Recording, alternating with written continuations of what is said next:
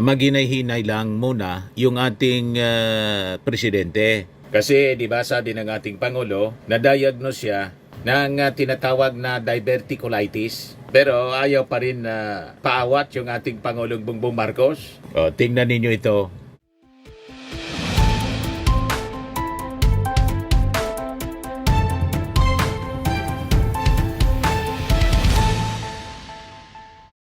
Hello po mga kababayan, si Dante Maravillas. So i-update ko po kayo mga kababayan sa kalagayan ng ating Pangulo. Ito yung sabi dito sa balita ng Philippine Star. Doctors to President Marcos is slow down. Dapat daw maghinay-hinay lang muna yung ating presidente. Kasi di ba sabi ng ating Pangulo, na-diagnose siya ng tinatawag na diverticulitis. Pero ayaw pa rin na paawat yung ating Pangulong Bongbong Marcos. O, tingnan ninyo ito. Pinasumpa niya kanina bilang 4-star general, full pledge, PNP chief, si General Nartates. Ayan po. Post niya mismo ito mga kababayan. Bongbong Marcos, 40 minutes ago, the Filipino people expect a PNP that protects our people, upholds the rule of law, and earns their trust through professionalism, discipline, and accountability. Under General Nartates' leadership, I am confident that the PNP will continue to strengthen peace and order and serve every Filipino with integrity. Malacanang Palace, Manila, January 28, 2026. Ayaw paawat yung ating Pangulo, mga kababayan. Marcos swears in Nartates as new PNP chief. Ina-update ko po kayo ng kalagayan ng ating Pangulo, ng kanyang kalusugan. Kasi sige po pakalat na naman ng mga fake news peddlers, ng mga balita na alam naman natin pong fake news peddlers nga eh. Yung mga DDS po, yan pinapakalat nila. Buy gatas, mid-timbang. Yan picture ni Sara, RIP BBM Bangag. Pati yung condolence po, wrong spelling. Sa mga naiwan mong demonyo, inintay ka na ng tatay mong diktador sa impyerno. Yan Yan ang pinapakalat nila mga kababayan. Kaya sabi dito ni Nards TV 51, grabe talaga itong mga DDS. O NBI, hanapin nyo na po itong DDS na to. Nagpapakalat ng fake news laban sa ating Pangulong BBM. Ipakalat po natin mga ka-BBM para makarating sa kinakaukulan. Sabi ng mga nag-react, sabi ni Del Oro, mga baliw, gumagawa niyan. Sabi ni Roland Ramos, desperado na sila, ramdam nila yung bigat ng kakaharapin nilang mga kaso. Yan, pinapakalat po mga kababayan na mga DDS. Ganun sila kasama.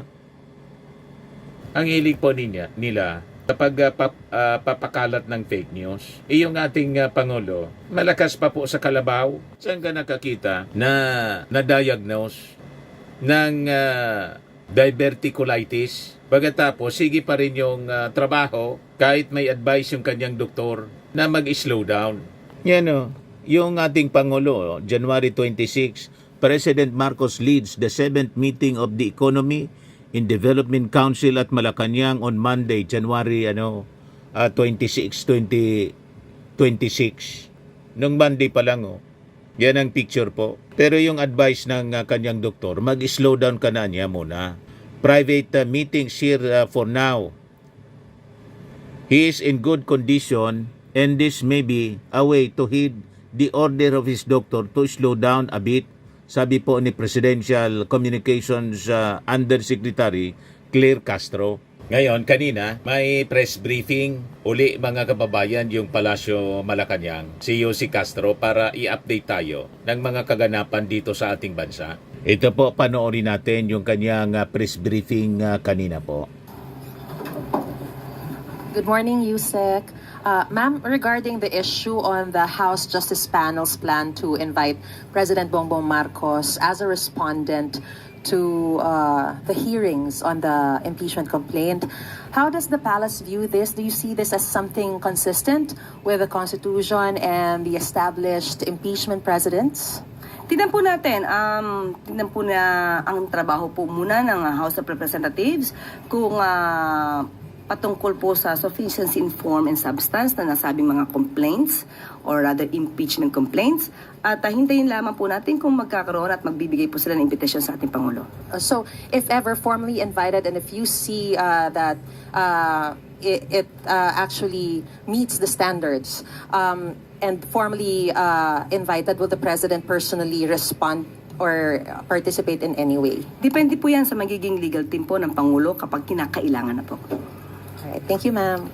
Next question po, Katrina Domingo, ABS-CBN. Undersecretary, confirm lang po namin first if yung data na binigay nyo kahapon with regard to the unemployment and underemployment rate is the year-end data for 2025 or is it just for December 2025? Year on year. Year-on-year November, year-on-year December? November, sa aking pagkakaalam. So, ma'am, pag kinompare po natin sa November 2024 at saka November 2025, which ma'am, sorry check ko lang po yung data. Yung nilabas po kasi ng PSA, November 2025 is 4.4. Ang data nyo po na binigay kahapon is 4.7. Hindi po siya magkatugma ng November. So, is it December or average? Ang detalye po na yan, patungkol dyan, ay hindi po sa akin na ibigay. Yan lang pong inireport ko sa inyo kahapon, yan lang po ang ibinigay sa atin mula sa meeting sa EDC. Sige po. Ma'am, regardless kung year-on-year November or average year-on-year 2024 to 2025 yung comparison, tumaas pa rin po yung rate ng unemployment sa Pilipinas based dun sa data na binigay kahapon na na-raise doon sa economic meeting ng Pangulo sa Malacanang. To what do you attribute the worsening unemployment situation in the Philippines? Katulad nating mga nai-report noon, marami pa rin po naman ng mga kababayan natin ang nabibigyan ng trabaho dahil sa pagsusumikap na rin po ng DOLE at ng ibang ahensya ng pamahalaan. Ang mga resulta pong yan ay maa-attribute po natin kung may pagbabaman po sa employment rate. Ito po ang sinabi po at akin na pong babanggitin at babasahin. The increase in the unemployment and underemployment rates in 2025 was driven by a combination of weather-related disruptions, sector-specific employment losses, and a rise in labor force participation that temporarily outpaced the economy's capacity to generate sufficient employment. At the same time, typhoons and adverse weather events in the second half of 2025 disrupted economic activity, reduced operating hours, and led to temporary closures in several localities, contributing to job losses and fewer working hours, especially in vulnerable sectors. Basahin ko na rin po ito para po baka matugunan yung inyong katanungan kanina. On annual basis, the unemployment rate rose to 4.2% in January, rather in 2025, January to November 2025, from 3.8% in 2024. While the underemployment rate increased to 12.3% from 11.9%, indicating softer labor market conditions year on year. The increase, or rather, yun ang naaayon sa kanilang napag-usapan. Anong sectors po yung pinaka naapektuhan ng unemployment numbers? Okay, according to the report,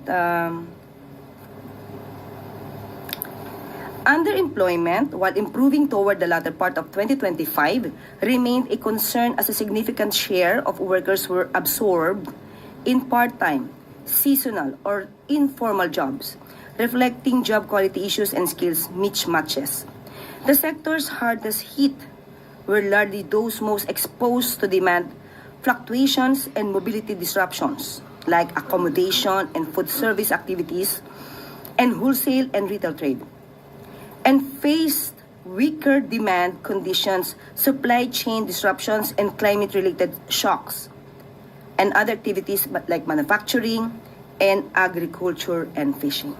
Ma'am, last question from my end. What is the administration doing to address contractions in the construction sector considering the flood control investigations in place, as well as reports of tourism woes in areas where there should be high tourism employment, but there seems to be some dwindling of some sorts because Filipinos are now traveling abroad, citing higher or more expensive costs when traveling within the Philippines? Ang gusto naman po ng Pangulo ay paangatin pa rin ang ekonomiya natin. Yung po ang target, katulad ng binanggit po natin kahapon. So lahat po na maaaring gawin ng ating mga ahensya para mas makapagbigay pa po ng trabaho sa ating mga kababayan, mapaigting ang turismo sa Pilipinas, yan po ang bilin ng ating Pangulo. Next question po, Christian Yusores, DZMM. Good morning, Yusek. The President skipped the event earlier this morning here in Malacanang, and Executive Secretary Ralph Recto mentioned na in-advise po ng doctors na magpahinga po muna si Pangulo for a week. Can you provide us po kung ano po yung specific improvements sa kalusugan ng Pangulo based on the notes of his medical team? Ngayon po, umaten po siya sa oath-taking po ni General Natatis Jr.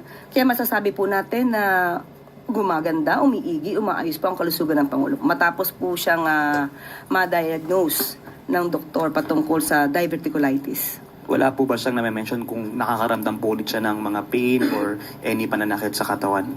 Sa akin, personally po, wala po. One last lang, ma'am. May kumalat din po kasi na message yesterday to some reporters saying the president's acute diverticulitis has deteriorated severely due to drug use. Nagkaroon din umano ng cyst and showed clear sign of perforation, which could lead to a life-threatening complication if not addressed immediately. How true is this, ma'am? Anong source natin yan? May mga, sa Viber lang po, ma'am, may mga naka-receive po sa iba sa amin from a unknown number. Kung unknown number yan, di unknown. Mga DDS fake news fiddlers na naman po.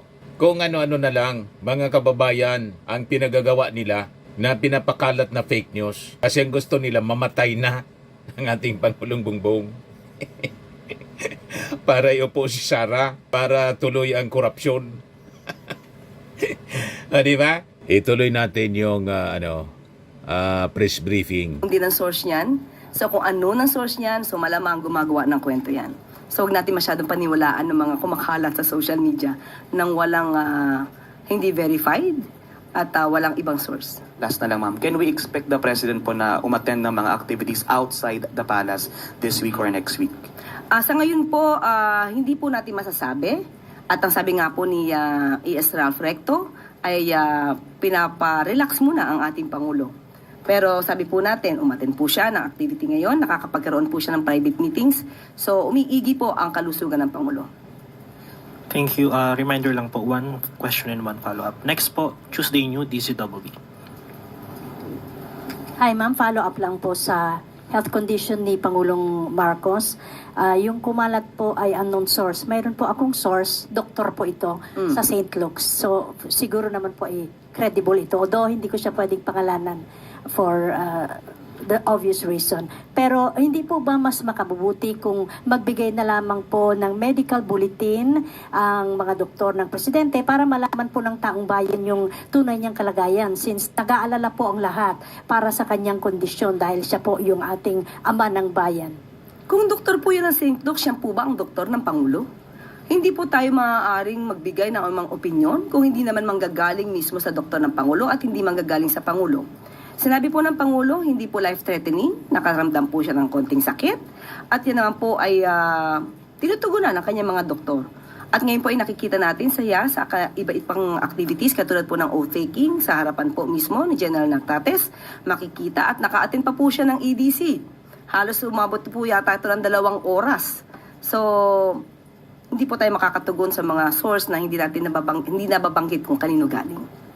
Yung medical bulletin from the doctors themselves po, hindi pa pwede mas makabubuti kung sila na mismo ang magbigay ng medical bulletin? Sa ating pagkakaalam po, pagka naglabas ng medical bulletin, dapat si serious illness. Kung sinabi ng Pangulo na hindi ito life-threatening, so ba't kailanganin po sa ngayon ang medical treatment? Medical bulletin. Samantalang kami naman po ay nagpo-provide sa inyo kung ano ang kalagayan ng kalusugan ng Pangulo. Mas reliable po kasi pag doktor ang nagsalita, ma'am. Mas reliable po siguro mismo ang Pangulo nagsasabi kung ano po ang kanya nararamdaman.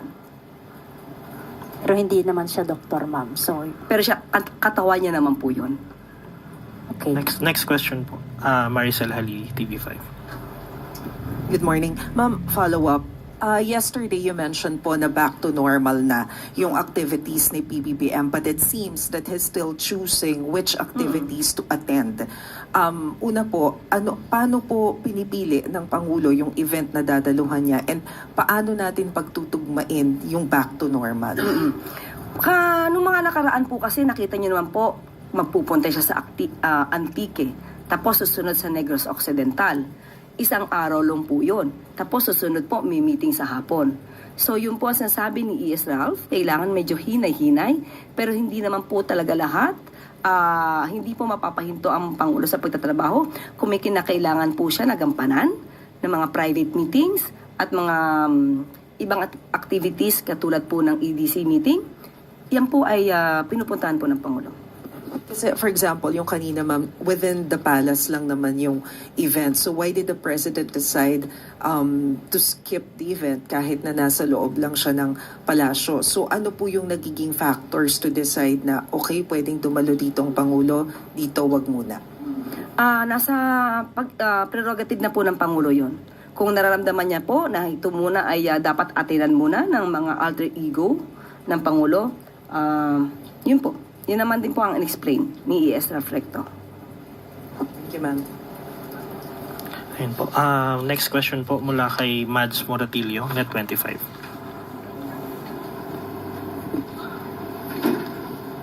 Hi, ma'am.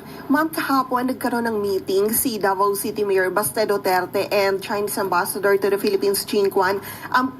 Pwede pong mahingi yung reaksyon ng Malacanang given na may issue ngayon yung Chinese Embassy regarding sa issue ng West Philippine Sea na nagkaroon ng meeting yung anak ng former president. Ano pong reaksyon ng Malacanang rito? Thank you.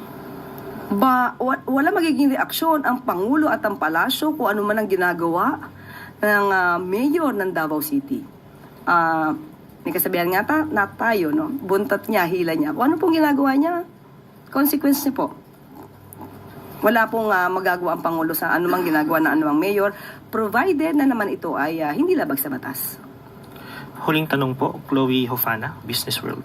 Morning po, Yusek. How does Malacanang respond to recent downgrades by international institutions, including the ADB, World Bank, S&P Global, and AMRO, of the Philippines' 2025 and 2026 growth outlooks ahead of the release of the full year 2025 GDP figures tomorrow? Actually, natanong mo yan kahapon, kaya ginawa ko ang aking assignment. Okay, tinanong po natin at ito po ang mensahe. And I quote, "The government takes note of the recent downward revisions by international financial institutions to the Philippines fiscal year 2025 GDP growth forecast ahead of the official GDP release. These revisions reflect lingering global uncertainties, tighter financial conditions, and the moderation in domestic activity observed in the third quarter this year. Nonetheless, the Philippine economy grew by 5.0% in the first 3 quarters of 2025, and we acknowledge that more prudent government expenditures, especially on infrastructure due to the flood control scandal, affected growth in the fourth quarter. Nevertheless, the medium-term growth trajectory remains intact, with economic expansion expected to rebound gradually starting in 2026 and strengthen further over the medium term as growth-enhancing reforms take effect. By the way, maliban po dito, nakausap po natin si Secretary Balisacan at maglalabas din po siya bukas ng statement patungkol po dito. Follow-up lang, Yusek. The administration is set to miss its GDP growth target for a fourth time or since PBBM sat po as the president. How is the economic team recalibrating its strategy to achieve this year's target, especially as international bodies underscore the need to solve the flood control scandal for growth to rebound? Well, sabi naman ng Pangulo, pagdadaanan po talaga to. Dahil pinili po niya na magkaroon ng pag-iimbestiga patungkol po sa mga anomalyang flood control projects. Yan naman din po ang naging factor. Isa sa mga factor na naka-apekto sa ating economic growth. At maliban po dyan, sunod-sunod ang paglindol, sunod-sunod ang pagbaha at pag-ulan, or rather bagyo. Inasahan ito, at muli hindi naman niya hindi niya pa rin pahihinto ang pag-iimbestiga tungkol sa maanumalyang flood control project. Pero inutos po niya na mas pagandahin pa po ang ating plano para mas magkaroon ng maraming trabaho, mag-generate ng income, pati po ng mga turismo.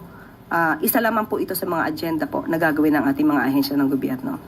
Sorry, last na po, Yusek. So nakita na po ni Pangulo ang full year GDP report for tomorrow. For the 2025, iyan po ang re-report bukas ni Secretary RC. Nakita niya na. Opo, opo. Okay. Thank you, Yusek. Ma'am, itanong lang rin namin kung may naging reaction po ba si President doon sa yung nakita niya yung report nung regarding sa GDP? Ito po, aking babasahin. Yan din po ang tinanong nyo kahapon. Slowdown in growth last year and lower projected growth this year are the result of lingering geopolitical tensions and the impact of the flood control issue on disbursement and investment.